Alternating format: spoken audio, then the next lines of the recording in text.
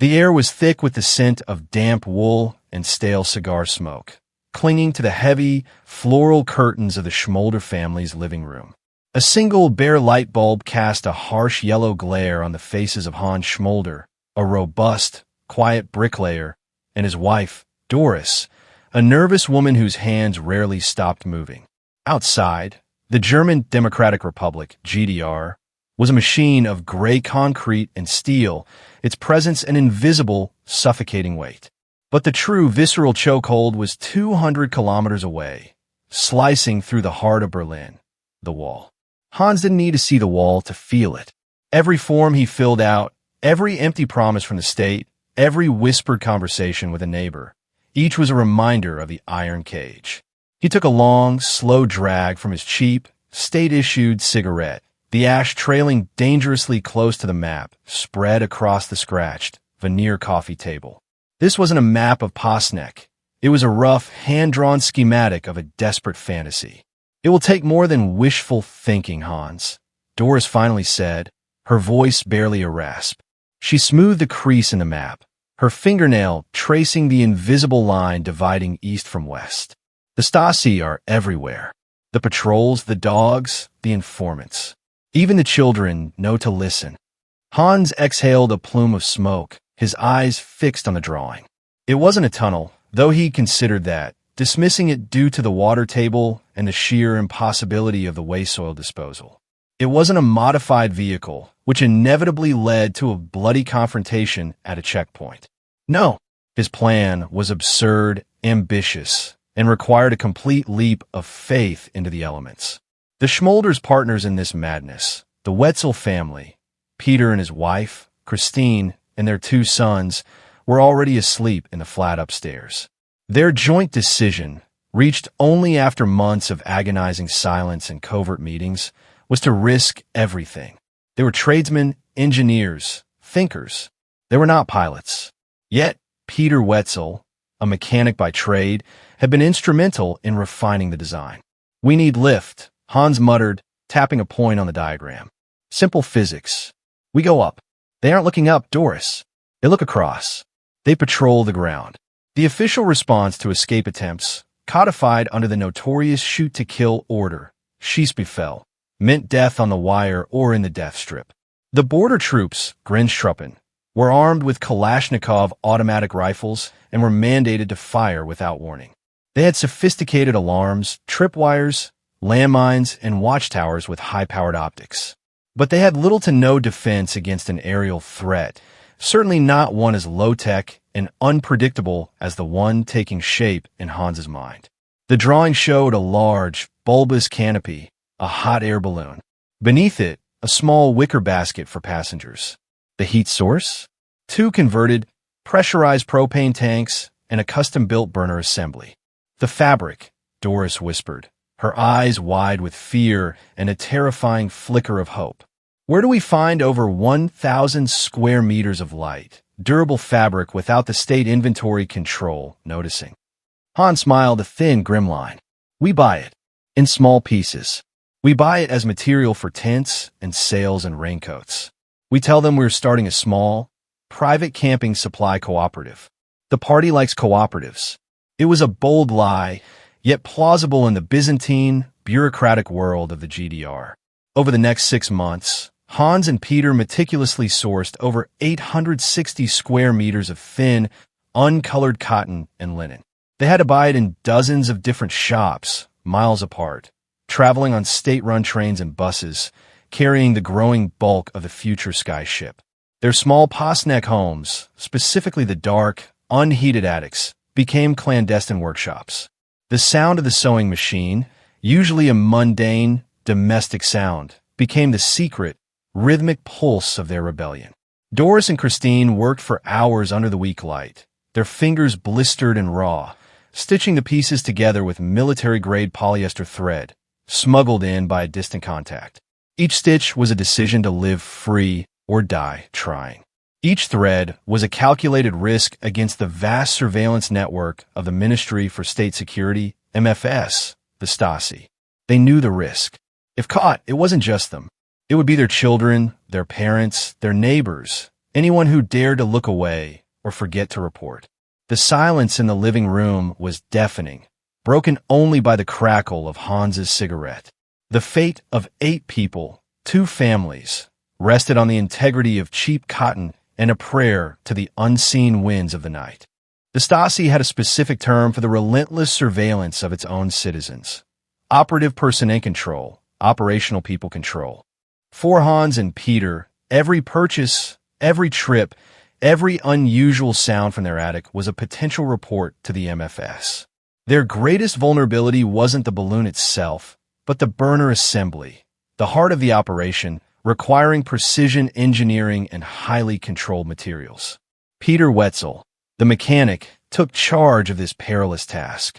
In the small, windowless shed behind his house, cloaked by the perpetual gloom of the GDR's winter and the constant threat of discovery, he began constructing the engine of their freedom. The principle was simple: a massive, controlled flame aimed into the envelope's mouth to heat the contained air. The execution, however, bordered on miraculous given the materials at hand. First, the fuel. They secured 2 40-liter propane tanks, claiming they were for an industrial roofing project, a cover story Hans meticulously rehearsed. The weight of the steel tanks alone was a significant drain on their payload capacity, but only propane could provide the necessary thermal output. The core of the burner was a marvel of resourceful engineering. Peter cannibalized a series of household gas stoves and modified a burner head from an industrial dryer. The real challenge was generating the massive, focused flame without melting the thin copper tubing or causing a catastrophic explosion. He needed a reliable, vaporizing coil, a system to turn the liquid propane into a highly pressurized gas just before ignition. He fashioned this coil from several meters of meticulously bent, thick-gauge copper pipe, sourced from various plumbing suppliers across the district. The noise was the enemy. Working late into the night, Peter was forced to muffle the sounds of his metallurgical rebellion. He wrapped the shed's interior walls with old blankets and thick East German-made carpets, creating a crude but effective sound-dampening chamber. Every grinding, every hammering blow, everywhere the angle grinder was done in short, sharp bursts, timed to coincide with the passing of the regional train or the loud, programmed evening news broadcast on GDR television, DFF. Meanwhile, Doris and Christine continued the painstaking work on the envelope. The 860 square meters of cotton and linen, mostly purchased in shades of unbleached white and light tan, had to be stitched into a massive, aerodynamic teardrop. The balloon's intended diameter was over 28 meters. Its seams required industrial strength, reinforced with nylon webbing salvaged from old military surplus backpacks and straps.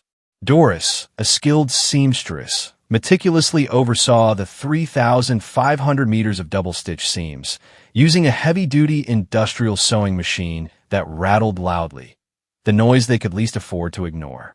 They realized quickly that the stitching alone wasn't enough. The cotton was porous, and they would lose too much precious hot air. The envelope needed to be sealed.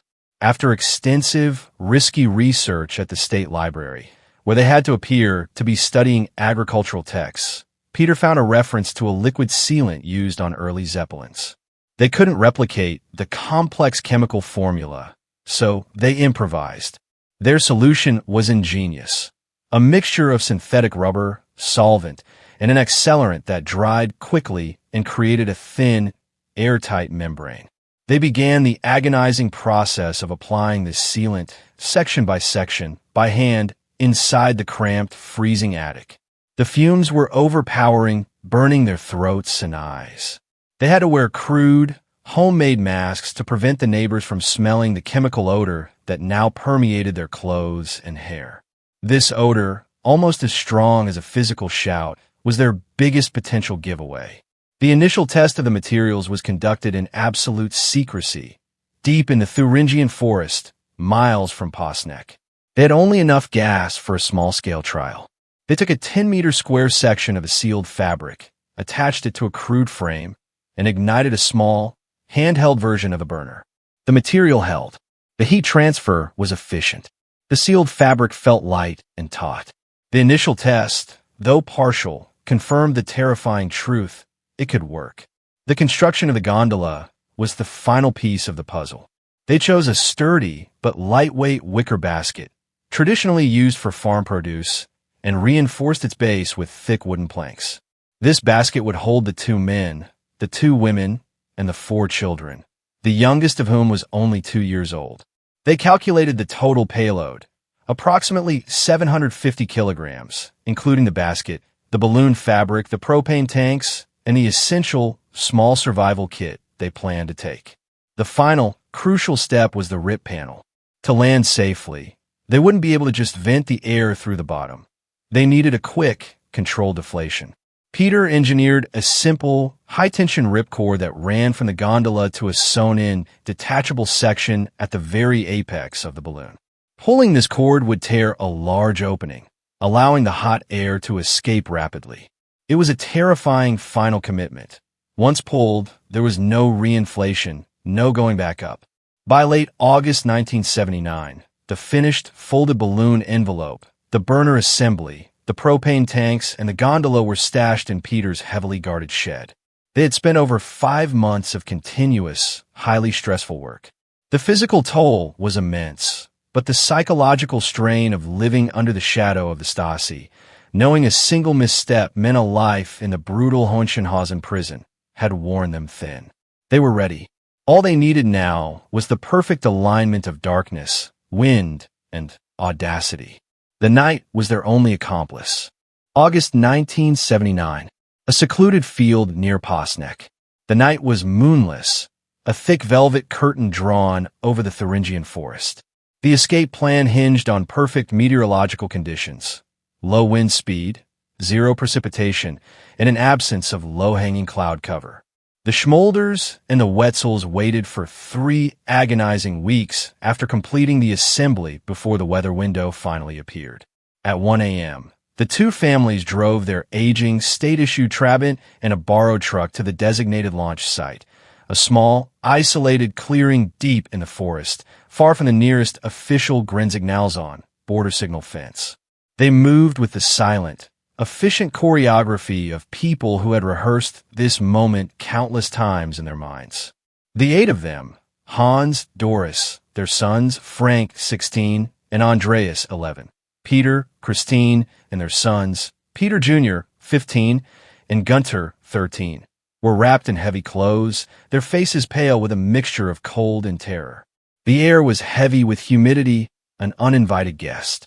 Unfolding the 860-square-meter envelope on the wet grass was a monumental task. It was like wrestling a massive, limp aquatic creature in the dark. The fabric, despite their sealant, clung to the dew-soaked earth. They carefully laid out the ropes, ensuring the ripcord was accessible and the envelope's mouth was properly aligned with the burner assembly. Peter ignited the pilot light. A small, controlled blue flame danced in the center of the crude metal structure. Hans, using a complex system of valves he and Peter had designed, opened the main propane lines. The sound that followed was deafening, a roaring, angry blast of combustion that momentarily banished the oppressive silence of the forest. The burner roared to life, shooting a brilliant orange and blue tongue of flame nearly 10 meters high into the open mouth of the balloon. The initial inflation was a race against time. The children, instructed to hold the edges of the fabric open, watched in mesmerized horror as the flimsy cotton slowly began to swell and rise, transforming from a flat sheet into a colossal, expectant dome. The heat radiating from the burner was intense, forcing Hans and Peter to wear thick, asbestos-lined gloves they'd stolen from a factory construction site. After 20 minutes of continuous firing, the balloon was nearly upright. The gondola, the wicker basket, lay tipped on its side, secured to the ground by thick mooring ropes. Hans glanced at the altimeter they'd smuggled in, a small, vital gauge. They needed to reach an altitude of 2,000 meters, 6,500 feet, to clear the border watchtowers and the potential range of the Grenztruppen's anti-aircraft spotlights. But more importantly, to catch the favorable winds that blew high above the tree line. "Everyone in!" Hans shouted over the roar of the flame. The 2 women and the 4 children scrambled into the swaying basket. The floor creaked under the weight of the 8 passengers and the 2 heavy propane tanks.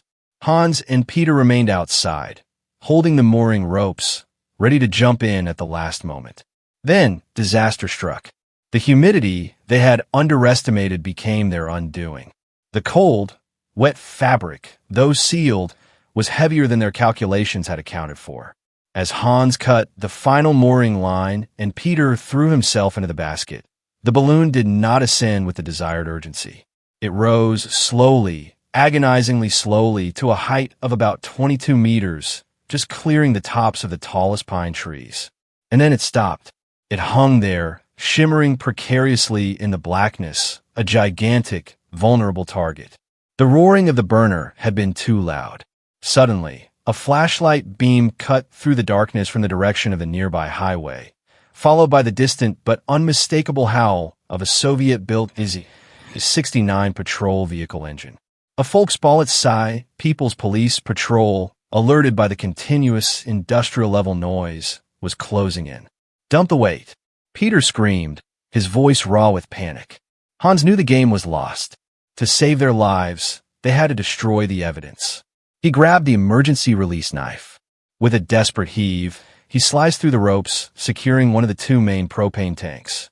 The heavy, steel cylinder plummeted the 20 meters back to the forest floor with a terrifying thud, immediately reducing the payload.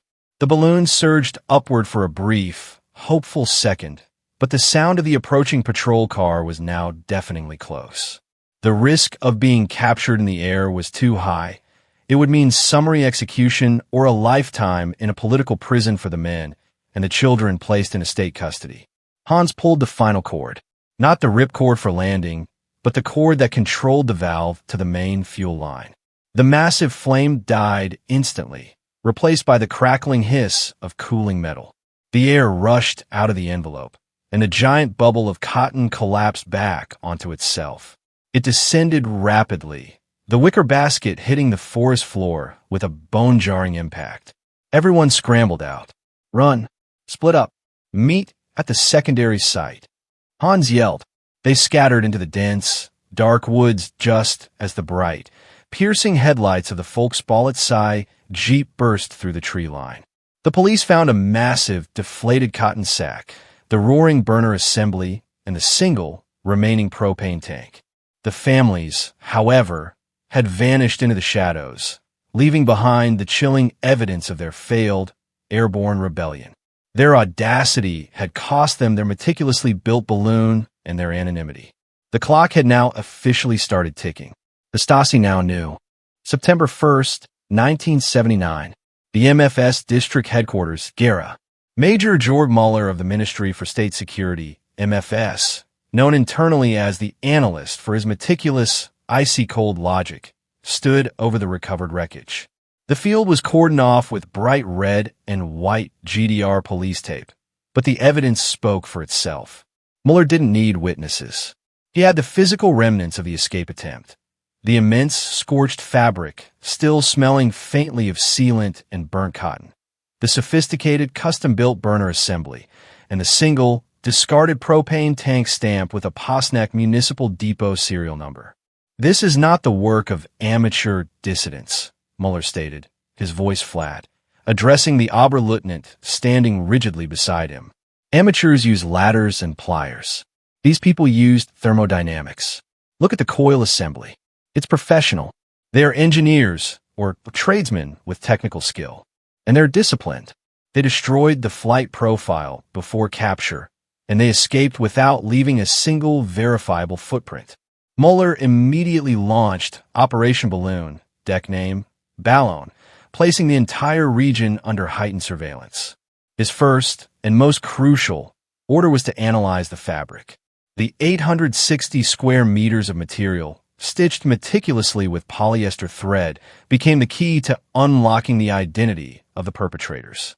MFS agents, disguised as textile inspectors, were dispatched to every hardware and fabric store in the Gera-Posnack region. They began the tedious, bureaucratic task of cross-referencing all sales of cotton canvas, industrial sealant, high-gauge copper piping, and polyester thread over the preceding 9 months. The Stasi's vast network of inoffiziell Mitarbeiter, IMs, the unofficial collaborators, was activated. Every neighborhood watch leader, every postal worker, every bartender, and every factory manager was instructed to report any unusual activity.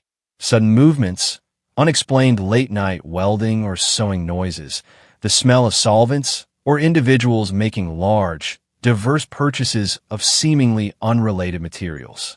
The sheer scale of the Stasi's domestic espionage machine, with 1 in every 63 East Germans acting as an informant, meant that time was critically short for the escapees.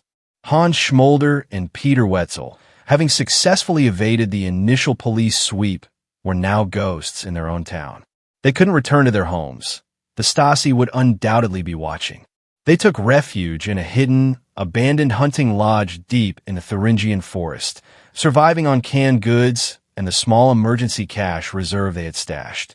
The 4 children were placed with trusted, distant relatives in a village near Jena, a necessary, heart-wrenching separation designed to protect them, but also to reduce the search payload. The loss of the balloon was devastating, both physically and psychologically. The months of grueling, secret labor had vanished in a terrifying moment of uncontrolled descent. But their commitment was absolute. As Hans surveyed the rudimentary forest shelter, a terrifying realization dawned on him. They had to do it again. They needed a new balloon, and they needed it faster, bigger, and stealthier. They will be looking for cotton, Peter, Hans whispered one cold evening as they huddled over a small fire. They know the texture, the weight. We need something they won't look for. Something lighter, cheaper, and faster to procure. Peter nodded, his face etched with exhaustion and renewed determination. His mind, the mind of an engineer under pressure, began searching for alternatives.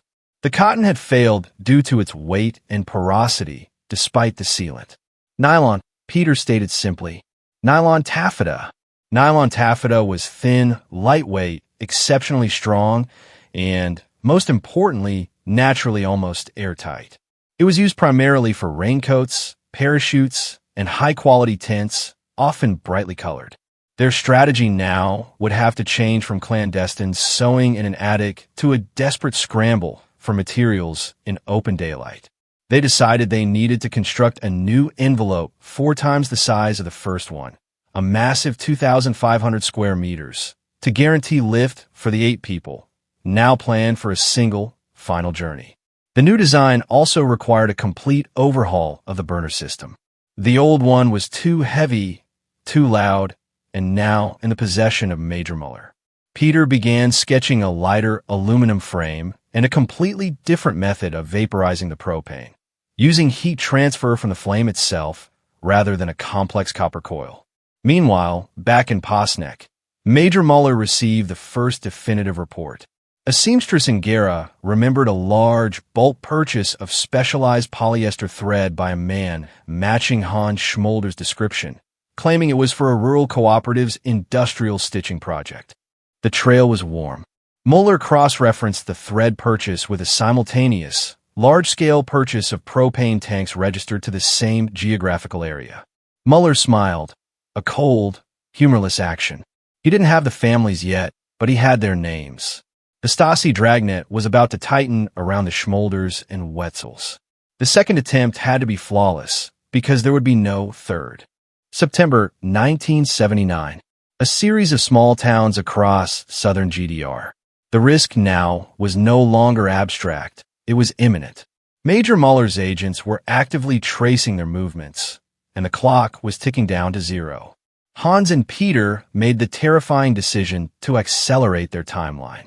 They had perhaps 4 weeks before the Stasi's investigation focused directly on their families. The new balloon had to be constructed in a fraction of the time, and the material had to be sourced from a vast, decentralized area. Their new material, nylon taffeta, was their greatest asset and their greatest liability. Nylon was instantly recognizable, often bright, and relatively expensive. To acquire the necessary 2,500 square meters, almost 27,000 square feet, they couldn't risk bulk purchases. It would have to be bought piece by piece, across dozens of towns, miles from their homes, by individuals who looked nothing like them. Hans used the last of their savings and secured help from a handful of carefully vetted contacts, trusted former colleagues, and friends who knew only that they were collecting materials for a large, illegal manufacturing project.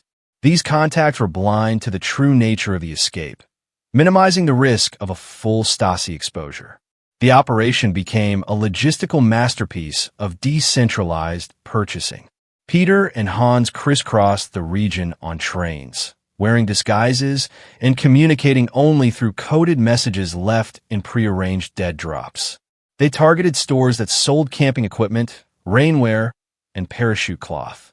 "We need the brightest colors," Peter insisted to Hans during a brief, tense meeting in a deserted railway station cafe.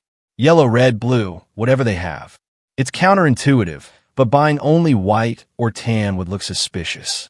They're looking for military canvas. We'll look like we're building a clown's tent. Over the course of 3 frantic weeks, their network of contacts purchased hundreds of separate pieces of fabric. A tailor in Weimar bought 50 meters of bright red. A student in Erfurt secured 75 meters of fluorescent orange. A farmer near Gera contributed 100 meters of light blue. They returned with the material, a kaleidoscopic patchwork of nylon, transported in discreet suitcases rolled up in old newspapers or simply worn under coats. The sewing operation, previously conducted in the safety of an attic, now had to be moved to a series of even more remote temporary workshops. They used a derelict barn deep in a forested area near the village of Bad Lobenstein, traveling there only at night. Doris and Christine, reunited with their husbands for the final phase, worked with unbelievable speed. They had refined their technique on the first balloon. Now, instead of heavy cotton, they were working with slippery, delicate nylon. They needed an industrial sewing machine capable of handling the material without tearing it, and they needed to seal the seams perfectly. They stole a specialized high-speed sewing machine from a textile factory, silencing its motor with heavy oil and padding. The continuous work required them to stitch an average of 150 square meters of nylon per night, an exhausting, meticulous process done by the light of a dim, battery-powered lamp. The final envelope, when complete, was a massive, garish, impossible thing, a gigantic sphere of contrasting colors. Its size was staggering. It was one of the largest homemade hot air balloons ever attempted. Simultaneously, Peter worked on the new burner. Using lightweight aluminum tubing stripped from old bicycle frames and a modified high-pressure pump from a farm sprayer, he constructed a dual-burner system that would generate significantly more heat and provide a crucial margin of safety. He connected the 2 remaining propane tanks and fabricated an elegant control panel that allowed the men to regulate the flow of gas and the intensity of the flame from within the gondola. This time, the gondola was built from scratch, a light aluminum frame wrapped in nylon netting, reducing its weight by over 100 kilograms compared to the old wicker basket. Their biggest fear remained the noise. Peter designed a crude silencer for the burner, a heavy, insulated shroud, but realized that the sheer volume of combusting gas could not be completely muffled. Their launch site would have to be far more isolated, and their inflation time would need to be cut to an absolute minimum. As they neared completion, Major Muller's dragnet finally snared the first solid lead. Stasi agents, after weeks of methodical checking, traced a specific, custom-made aluminum welding signature found on the burner assembly back to Peter Wetzel's former workshop in Posneck. The 2 families' names were now official targets. Muller ordered the immediate surveillance of both the Schmolder and Wetzel homes, focusing his search on the surrounding countryside. The escape window was closing. On September 14, 1979, the 8 escapees, now reunited with the children, folded their monstrous, multicolored nylon sphere into the back of a rented van, hiding it beneath sacks of fertilizer as a final disguise. They drove south toward the remote, sparsely populated border region near the town of Tanroda, seeking a final launch site close enough to the west to make the journey feasible, but far enough from the known Stasi patrols to afford them the critical hour they needed. They knew the next day would be their only chance. September 15th, 1979, 11:30 p.m. A small, remote meadow near Tanroda, GDR. The night was cold and utterly silent, broken only by the nervous cough of one of the children and the distant, muffled sound of a Grenztruppen, border troops, patrol vehicle traversing the main road, nearly 2 kilometers away. Hans and Peter had chosen this location with precision. It was on a slight rise, offering a clean, unobstructed launch path, surrounded by dense pine forest that helped muffle the sound of the burner.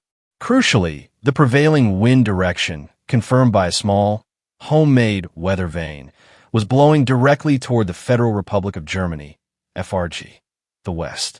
The 8 members of the 2 families huddled together. The 4 children, Frank, Andreas, Peter Jr., and Gunter, clutching small, worn toys and looking up at the impossible bulk of the folded nylon. It was a chaotic, brilliant mosaic of red, yellow, and blue spread across the damp grass. "We have exactly 1 hour," Hans told Peter, his voice low but firm. 1 hour to inflate, secure the basket, ascend, and cross the 15-kilometer stretch of heavily guarded territory to the border. After that, the dawn patrol flights begin and we are finished. The burner ignition was the moment of no return. Peter checked the connections to the 2 high-pressure propane tanks for the final time, cinching the last aluminum coupling. He opened the valve, and the air was instantly filled with the sharp, metallic tang of pressurized gas. At midnight, Hans struck the igniter. The resulting roar was even louder than they had anticipated, a continuous, monstrous jet engine blast that violated the pristine silence of the forest. The flames, brilliant orange and roaring, shot upward, focused by Peter's new aluminum funnel directly into the nylon mouth. The inflation was dramatically faster than their first failed attempt. The nylon taffeta, far lighter and more efficient than the old cotton, began to swell immediately. The colorful fabric billowed and surged, rising with astonishing speed. Within 15 minutes, the enormous sphere stood upright, fully inflated, tugging fiercely at the mooring ropes held by Hans and Peter. It was a silent, looming beacon of defiance against the communist state, visible now for miles across the black, forested landscape. A floating, multicolored target. "Get in, all of you, quickly," Hans commanded. Doris and Christine hustled the 4 children into the cramped, lightweight aluminum and netting gondola. The children were told to lie down immediately and stay absolutely quiet, protected from the radiant heat by a small, thin sheet of aluminum foil they had rigged up. Hans checked the altimeter and the thermometer. The internal air temperature was already nearing 100 degrees Celsius, $100 providing the necessary lift. He looked at Peter, and the 2 men exchanged a final, wordless look of sheer terror and transcendent determination. "Now or never, comrade," Peter said, forcing a grin. They clambered into the gondola, secured themselves, and Hans gave the final command. "Release lines." Christine, trembling violently, released the first mooring line. Peter released the second. The great balloon, freed from its terrestrial moorings, surged upward with a surprising, powerful velocity. The forest floor dropped away instantly. The roar of the burner, which was constant now to ensure rapid altitude gain, was all-consuming. They ascended rapidly through the frigid, still air. Below them, the world flattened into a dark map of shadows and pinpricks of light, the scattered village lights of the GDR. Hans constantly monitored the altimeter, pushing the burner to its maximum output. They needed to clear the detection limit of the Stasi's early warning radar sites and the line of sight of the Grenztruppen watchtowers near the border. At 2,000 meters, they hit the necessary altitude. The burner's roaring was a little less urgent now, used only in short, powerful bursts to maintain height. Looking down, they could see the infamous Death Strip, the brightly lit, plowed expanse of no man's land, cut by concrete watchtowers and patrolled by searchlights, a terrifying scar on the landscape. The distance to freedom was closing. Then, the inevitable happened. Below, on the ground, a single, incredibly powerful Stasi searchlight, A massive, military-grade beam usually reserved for tracking low-flying aircraft snapped to life. It swept across the sky, a searing white finger searching for the source of the immense shadow that had suddenly crossed its path. It found them. The entire gondola and the massive, colorful nylon envelope were instantly bathed in an unbelievably bright, terrifying white light. They were exposed, magnificent, and utterly vulnerable. The escape had been detected by an alert Grenzsir, border guard, in Watchtower 42 near Gefell. The families watched in paralyzed silence as, moments later, two more searchlights joined the first, forming an interlocking, brilliant cage around the balloon. The Stasi was mobilizing. They had maybe 10 minutes of flight time left before they were over the border. Hans immediately fired the burner again, pushing the envelope higher, trying to get above the light beams and the potential range of the guards' automatic weapons. The ascent was fast, but the suspense was agonizing. They were now directly over the heavily fortified border. Below, they could see the silhouettes of Grenztruppen soldiers running from their barracks, pointing skyward. The final, horrifying push for freedom had begun. September 15th, 1979, 12:15 a.m., 2,500 meters above the East German border. The three powerful Stasi searchlights pinned the massive, multicolored balloon against the black canvas of the night. The light was blinding, harsh, and utterly dehumanizing. Hans and Peter, standing rigidly in the lightweight aluminum gondola, instinctively shielded their children from the glare. The balloon, a beautiful, absurd spectacle, was now illuminated for every Grenzsir within a 20-kilometer radius to see.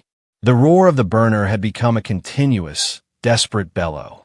Hans, focused entirely on the altimeter, pushed the flame to maximum output, praying the custom-built aluminum tubing wouldn't buckle under the sustained heat and pressure. The air inside the nylon envelope was now dangerously hot, approaching $110 /circ/taxi$, but the extra temperature was generating the lift they needed to escape the immediate zone of danger. "We need more height, Peter. Now!" Hans shouted over the combustion noise. "Get us above the range. The wind is good, but they are aiming." Peter was frantically watching the landscape below. Through the blinding light, he could make out the sharp, geometric lines of the Grenzanlagen, the border fortifications. He saw the control strip, Kontrollstreifen, the plowed earth designed to register footprints, and beyond that, the towering concrete Berlin Wall in the distance, a secondary, symbolic marker of the cage. Directly beneath them lay the electrified barbed wire fences and the dreaded SM-70 landmine field, visible as darker patches of disturbed earth in the glare. Then they heard it, a sound that shattered the mechanical noise of the burner. Rifle fire. It wasn't aimed at them. The first bursts, rapid, staccato cracks from Kalashnikovs, AK-47s, were directed at the massive nylon envelope itself. The Grenztruppen were operating under the Schießbefehl, shoot-to-kill order, but they were trained to target the large, non-human object first to force a crash landing. The nylon, however, was high quality and the bullets were losing velocity at this altitude. They heard a series of distinct, tearing sounds, pat, pat, pat, as the high-velocity rounds perforated the fabric. Each hole meant precious hot air was escaping, marginally reducing their lift. Peter visually checked the envelope's apex. It held. The sheer size of the 2,500 square meter sphere meant that a few bullet holes were irritating, not immediately catastrophic. Altitude is 2,700 meters. Hans yelled, his voice cracking with adrenaline. "They can't hit us effectively here." They were now sailing high above the watchtowers. The searchlights, powerful as they were struggling to hold the balloon in their beam due to its speed and height. The wind current at this altitude was fierce, pushing them westward at an estimated 25 kilometers per hour. The borderline, marked by a final, desperate row of wooden posts and the Grenzpfahl, border markers, was rushing towards them. Down below, Major Muller, having arrived hastily at the command center near the border, was receiving real-time reports. "They are at 2.7 kilometers altitude," Major. Estimated speed 25 kilometers per hour, reported a frantic radio operator. Mueller slammed his fist onto the map table. Impossible. They are beyond the effective range of the light arms. Call air defense. Scramble the MiGs. They are violating sovereign airspace. The order to scramble McCoy and Gurevich, MiG, fighter jets from the nearby National People's Army, NVA, airbase was a significant escalation, reserved only for serious aerial incursions. Mueller knew that if a civilian, homemade hot air balloon successfully crossed the border after forcing the NVA to launch jets, the humiliation for the entire MFS would be absolute. A different problem emerged inside the gondola. Peter pointed frantically at the pressure gauge on the propane tanks. The rapid, continuous firing had drastically depleted their fuel. Hans, we have less than 10 minutes of burn time left. We must cross now and start descent immediately on the other side, or we crash in the west. The border was just ahead, a physical, political, and spiritual line. They could see the lights of a small West German village, Nyla, sparkling invitingly in the distance. The first sight of truly free territory they had ever witnessed. It was separated from the gray monotony of the east by a matter of minutes. The children, sensing the shift in tension, began to cry softly. Doris and Christine huddled over them, singing a small, quiet lullaby to counteract the infernal roar of the burner. Hans shut the main propane valve, conserving the last dregs of fuel. The roar died, replaced by the whistling sound of the wind. They were flying on inertia on the last column of superheated air. They held their breath. For a terrifying minute, the balloon sailed silently, a gigantic, multicolored silent dream, carried by the high winds. Then, Peter shouted, "We're over. I see different lights. I see West German streetlights." The moment they crossed the line, the psychological, political, and literal boundary, collective, silent gasp of relief swept through the gondola. They were out, but the danger was far from over. The flight to freedom had ended. The landing was about to begin. They were still soaring at over 2,500 meters, with barely any fuel remaining, hurtling towards unknown West German terrain at a breakneck speed. Hans knew he had to initiate the landing sequence immediately. He gripped the ripcord, the final, terrifying commitment that would ensure their rapid descent. September 15th, 1979, 12:20 a.m. Above Nyla, Federal Republic of Germany, FRG. The roar of the burner had ceased, leaving a profound, unsettling silence, broken only by the whistling wind and the rhythmic, terrifying creak of the nylon envelope high above them. They were gliding now, a massive, colorful bubble of hot air and hope, but their altitude of 2,500 meters meant a dangerous, prolonged fall was imminent. The ground was rushing towards them, a dark, confusing patchwork of trees and fields. Hans held the ripcord, a thick, braided nylon rope, clenched in his hand. This was the most dangerous part of the entire escape. A controlled, rapid descent was necessary to prevent the balloon from drifting back over the border or being carried far inland by the upper winds, complicating their discovery by West German authorities. "Brace yourselves," Hans yelled. "We're losing heat fast. I'm tearing the panel." He pulled the cord with a violent, final yank. The sound was not the clean, controlled tear he had envisioned, but a deafening RIP as the stitching on the specialized rip panel at the crown of the balloon gave way. A colossal, pressurized column of superheated air instantly vented from the envelope. The effect was instantaneous and brutal. The entire balloon assembly began to plummet. The gondola lurched violently, swinging like a pendulum. The speed of descent was dizzying, a terrifying, uncontrolled dive. The whistling of the wind turned into a howling gale rushing past the gondola. The children, pressed tightly to the floor, screamed once, sharp and high, before their parents muffled them with their bodies. Doris and Christine gripped the aluminum frame, their knuckles white, their faces masks of pure fear. The engineered descent was working, but it felt less like a controlled fall and more like a crash.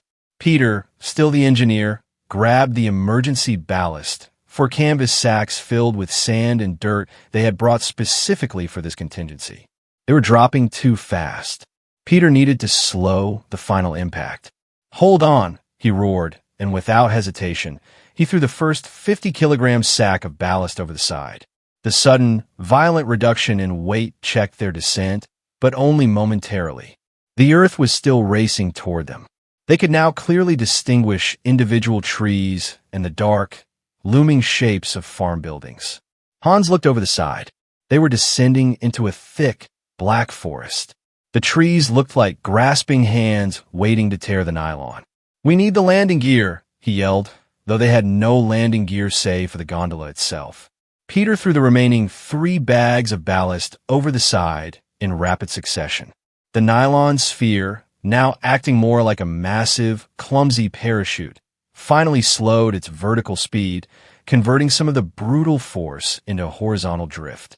The balloon was aiming for a cluster of large trees at the edge of the field. The impact came moments later. There was a terrific crash as the top of the balloon envelope snagged on the uppermost branches of a massive pine tree. The entire structure shuddered, the aluminum frame of the gondola groaning in protest. The momentum swung the gondola violently to the side. The basket slammed into the forest floor with a tremendous, bone-jarring force. It hit sideways, throwing the occupants against the netting walls. The propane tanks, bolted tightly to the frame, miraculously held. The air was filled with the smell of pine sap, damp earth, and ozone. For a long, terrifying minute, there was absolute silence. Then, a small, whimpering cry from Andreas, the youngest Schmolder boy. Hans moved first, pushing himself up on shaking arms. He was bruised, but functional. "Is everyone? Are you all well?" he whispered. One by one, they answered, coughs, groans, but affirmative. Miraculously, no one had been seriously injured. They were still partially entangled in the tree, the massive, deflating nylon envelope draped over the forest canopy like a fallen giant. "We have to get out now," Peter insisted, scrambling to unclip the release straps. The sound of the crash, someone must have heard it. "We are in the west, but we are exposed." They climbed out of the battered gondola, 8 bruised, exhausted figures standing on free soil for the first time in their lives. The ground beneath their feet was hard, unfamiliar, and undeniably West German earth. As they stood there, shivering and staring at the wreckage of their miraculous flying machine, a sudden, blinding light hit them. It wasn't the Stasi searchlight. This light was closer, softer, and attached to a vehicle. An engine approached, tires crunching on a gravel road nearby. Hans instinctively pushed Doris and the children behind the wreckage. This could still be the Grenztruppen, having crossed illegally in pursuit. A small Ford Transit van, mud-splattered and familiar-looking, screeched to a halt on the road 50 meters away. 2 figures emerged, dressed in civilian clothes. They carried no weapons. They carried a flashlight and a single, heavy camera. A man, portly and wearing a thick woolen jacket, cautiously approached the tangled wreckage, shining his beam on the enormous, brightly colored nylon sphere. He looked up at the moonless sky, then down at the group of frightened, exhausted people. He lowered the flashlight. "Guten Abend," the man said in a thick, Bavarian accent. "Where in the name of God did you people come from?" Hans stepped forward, his body aching, but his spine straight. He opened his mouth, and the first word he spoke on free soil was not German, but a location, Pasneck. "We are from the east." The relief that washed over them was so intense it felt physical, almost painful. The escape was over. The saga of the Cold War's most imaginative prison break had concluded not in a prison cell, but in a small Bavarian forest. September 15th, 1979, 12:30 a.m., outside Nyla, Bavaria, Federal Republic of Germany, FRG. The man who had approached them was Heinz Kugel, a local doctor and amateur radio enthusiast who had been awake late, listening to shortwave broadcasts when he heard the faint, terrifying whoosh and crash in the nearby forest. He was accompanied by his neighbor, Wolfgang Jaeger, a farmer. Neither man had grasped the monumental nature of the event they had stumbled upon. They simply saw 8 people, 6 of them children, bruised, terrified, and covered in dirt, emerging from the wreckage of a fantastical, multicolored nylon behemoth. Hans Schmolder repeated the crucial information: "We are refugees. From the GDR. We crossed the border by balloon." Dr. Kugel stared at the enormous, deflated nylon tapestry draped over the pine trees, then back at the Schmolders and Wetzels. The sheer absurdity of the claim, combined with the undeniable evidence, the heavy propane tanks, the high-tech burner, the frantic look in the eyes of the adults, registered instantly. This was not a joke. This was an East German escape. "The police," Kugel said, immediately turning back to his van. "I must call the Bundesgrenzschutz, Federal Border Protection. You are safe here." Within minutes, the sleepy Bavarian countryside was jolted awake. The first to arrive was a single patrol car from the local Bavarian State Police. The officers, initially skeptical of the balloon crash report, were left speechless by the scene. They immediately radioed the Federal Border Protection headquarters in Bayreuth, triggering the official procedure for handling Cold War refugees. The atmosphere shifted instantly from terror to profound, almost dizzying relief. The women and children were wrapped in warm blankets, and the children were offered small pieces of West German chocolate, the taste of which, rich and sweet, represented the first tangible, small victory of their freedom. The reality of the West, with its abundance and its indifferent, quiet security, was overwhelming. Hans and Peter, still highly alert, explained the technical details of their journey to the police officers, showing them the battered altimeter that had registered a maximum height of over 2,800 meters and the empty propane tanks. The officers listened in stunned silence, realizing they were standing in the presence of history. By dawn, the meadow was swarming with officials. Not just border guards, but intelligence officers from the Federal Intelligence Service, BND, eager to debrief the refugees for information on the GDR's border technology they had flown over. And then came the press. The story was too visually sensational, too inherently dramatic to remain a secret. A local reporter, alerted by the police radio traffic, was the first to arrive. Within hours, news agency photographers and reporters from Associated Press, AP, and Reuters were helicoptering into the small town of Nyla. The images, the massive, garishly colored nylon balloon draped over a Bavarian forest, the battered gondola, and the faces of the 2 exhausted families, flashed across the front pages of newspapers around the world. The escape became known instantly as the balloon escape or the tapestry to freedom, taped and flucked in the German press. It was a worldwide phenomenon, a potent symbol of Cold War ingenuity and the desperate human desire for freedom. Across the border, in the MFS headquarters in Gera, Major Georg Muller's reaction was one of contained, icy fury. He watched the first images flash on the telex machine, the bright yellow, red, and blue nylon. His operation had failed. Not only had the families escaped, but they had done so in the most public, humiliating way possible for the German Democratic Republic. Muller immediately ordered the full destruction of all evidence related to the first failed balloon, including all forensic reports and inventory searches, to cover the MFS's earlier incompetence. He understood the political fallout would be immense. The West now had a perfect propaganda tool: 2 families who had literally flown over the supposedly impenetrable Iron Curtain on a homemade sewing project. The 2 families were quickly moved from the initial processing center to a secure government facility in West Berlin. Their debriefing focused on the exact route, the altitude, and what they had observed of the Grenzregime border regime. Hans and Peter provided crucial details about the patrols and the new placement of searchlights, information that would be invaluable to the BND. The psychological relief was tempered by the realization of their worldwide fame. They were no longer just Hans and Peter. They were heroes, symbols, and subjects of international scrutiny. Their private moment of profound courage had become a global media event, forcing them into a spotlight they were ill-equipped to handle. But they were free. That was the only reality that mattered. September 16th, 1979. West Berlin Refugee Center. The immediate aftermath of the escape was a whirlwind of international attention, centered directly on the two families in West Berlin.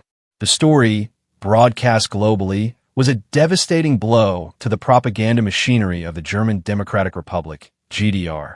The official GDR narrative, that its citizens enjoyed a superior socialist society and that the border existed only to keep out Western spies and fascists, was demolished by the visual proof of two families risking death in a homemade flying machine. The Western media embraced the families as folk heroes. Hans and Peter Schmolder and Wetzel were lauded for their audacity, courage, and pure, ingenious engineering. Reporters from the New York Times, Le Monde, and the Times queued for interviews. The contrast between the drab, oppressive East and the vibrant, resource-colored balloon became a potent Cold War metaphor. Imagination soaring over ideology. A West German film production company immediately approached the families, offering a substantial sum for the exclusive rights to their story, a sum that, for the first time in their lives, represented true financial security. The attention was overwhelming, forcing them to adjust to a new reality defined by fame and endless questions. Meanwhile, in East Berlin, the consequences of the failure were immediate and severe. Major Georg Müller, despite his earlier warnings, was subjected to a ferocious internal investigation led by the Minister for State Security, Erich Mielke. The failure was judged not as a lapse in security, but as a political catastrophe. Mielke, known for his paranoia and cruelty, viewed the balloon as an act of public ridicule. They flew over our heads, like birds. This is an insult to the party and the working class, he is rumored to have screamed in a private briefing. Operation Ballon was immediately shut down and replaced with Action Heißluft, Operation Hot Air, a campaign of swift, brutal retribution and cover-up. Müller was demoted and transferred to a minor internal surveillance desk in Dresden. His career effectively ended. The primary goal of the new operation was threefold: elimination of witnesses and accomplices. The Stasi moved aggressively against the family's remaining relatives and the low-level contacts who had helped purchase the materials. Several distant relatives were arrested under the pretext of economic crimes, a standard Stasi tactic for punishing escapees through their remaining family. Technological countermeasures. Mielke ordered an immediate review of border defense technology. The entire Grenztruppen command structure was instructed to develop and deploy aerial interception measures. This led to the rapid installation of new, specialized, high-powered anti-aircraft searchlights and the deployment of low-altitude MiG-21 patrols near the most likely escape routes, specifically briefed to target slow-moving, non-metallic aerial threats. The official Schießbefehl was secretly revised to explicitly permit the immediate engagement of unauthorized aircraft, including balloons. Propaganda backlash. The GDR launched a pathetic and clumsy counter-propaganda campaign. State newspapers ran articles claiming the Schmolders and Wetzels were traitors manipulated by Western intelligence and had abandoned their children for petty bourgeois greed. This campaign backfired spectacularly in the West, only highlighting the absurdity of the dictatorship. The ultimate fate of the balloon itself became part of the spectacle. The wreckage, the tattered, massive nylon envelope, the battered gondola, and the custom burner was meticulously recovered by the West German authorities. It was later accessioned and put on permanent display in the Haus der Geschichte der Bundesrepublik Deutschland, House of History of the Federal Republic of Germany, in Bonn. The balloon, this brilliant, colorful symbol of defiance, was now an artifact, a testament to the human spirit of resistance against the totalitarian state. Hans and Peter, though now geographically safe, grappled with the long-term emotional damage. They were free, but they carried the psychological scars of their existence under the Stasi, the terror of the flight, and the lingering guilt over the family members they had left behind. Their first true act of freedom was not a celebration, but a private, quiet meeting to plan the arduous, long-term process of applying for the emigration of their remaining family members, a new battle waged through diplomatic channels. The balloon had won them freedom, but they understood the Iron Curtain was far from dissolved. 1980 to 1989. Post-escape reality, West Germany. The immediate media storm eventually subsided, allowing the Schmolder and Wetzel families to begin the long, quiet process of rebuilding their lives in the West. Hans returned to his trade as a bricklayer. Peter found work as a mechanic. They settled in small, unremarkable communities, valuing the anonymity that had been stripped from them by the escape's global fame. The money from the book and film rights was carefully invested, providing a secure foundation for their new lives. But their greatest wealth was their freedom. Their hot air balloon escape was more than just a successful flight. It was a paradigm shift in Cold War escape methodology. It proved that the GDR's rigid, highly militarized border was vulnerable to innovation and sheer human determination, especially in the relatively unpatrolled airspace. The escape became a blueprint for others, inspiring a wave of subsequent, smaller, and often less successful aerial attempts. Intelligence reports from the BND, Federal Intelligence Service, confirmed that the Stasi had become paranoid about aerial incursions. The East German border guards, Grenztruppen, were reportedly issued new, specific instructions. Any large, unidentified airborne object was to be neutralized immediately. Patrols were equipped with better binoculars, and military airbases were put on higher alert for slow-moving, low-altitude targets. The Action Heißluft, Operation Hot Air, had physically, but not psychologically, closed the loophole. Hans and Peter received dozens of coded letters from East Germany, smuggled across the border by friends, asking for the technical specifications of the balloon. They wrestled with the moral dilemma. Sharing the blueprint might save lives, but it could also lead to catastrophic, failed attempts and harsher Stasi reprisals. In a move of measured caution, they decided to share the key details, the weight-to-lift ratios, the optimal size of the nylon envelope, 2,500 square meters, and the design of the aluminum burner, only through secure back channels to known escape networks. They omitted certain critical, hard-to-replicate details, believing that the effort required to rebuild the entire apparatus would only be undertaken by those with their level of commitment and skill. The escape's influence was immediately evident. In the years following, several other groups tried to replicate the feat. 1981, an East German couple attempted to cross the Baltic Sea in a simplified hot air balloon. They failed, crashing into the frigid waters, and were rescued by a West German patrol boat, highlighting the difficulty of replicating the original success. 1982. A lone man tried to float over the border using a large cluster of weather balloons filled with scavenged gas. He was spotted and shot down by Grenztruppen before he could cross the death strip. 1985. A group of young engineers attempted to build a motorized ultralight glider from modified farm equipment, aiming to fly over the wall near Berlin. Their attempt was compromised by a Stasi informant, IM, and the entire group was arrested before the launch. These attempts confirmed the exceptional nature of Hans and Peter's success, which had relied on a unique blend of engineering genius, sheer luck with the wind currents, and the element of total surprise. No subsequent balloon escape ever matched the success, visibility, or political impact of the first. Despite their fame, the families deliberately kept a low profile. They worked tirelessly to bring the remaining members of their extended families to the West.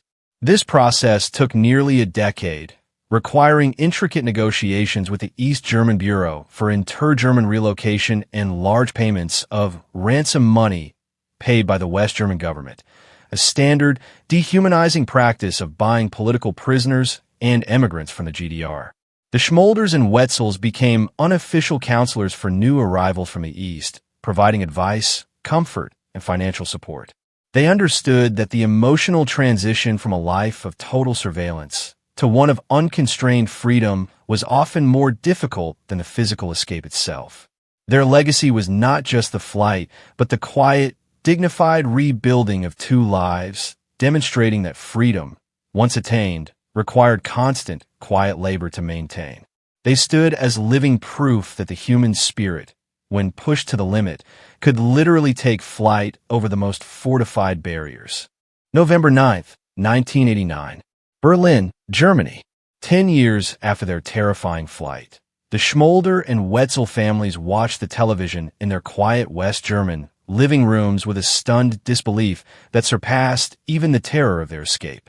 The news footage showed thousands of East Germans, Ostdeutsche, pouring through the open checkpoints of the Berlin Wall. The border guards, the once unyielding Grenztruppen, stood aside, confused, overwhelmed, and ultimately powerless. The sight was the ultimate vindication of their audacity.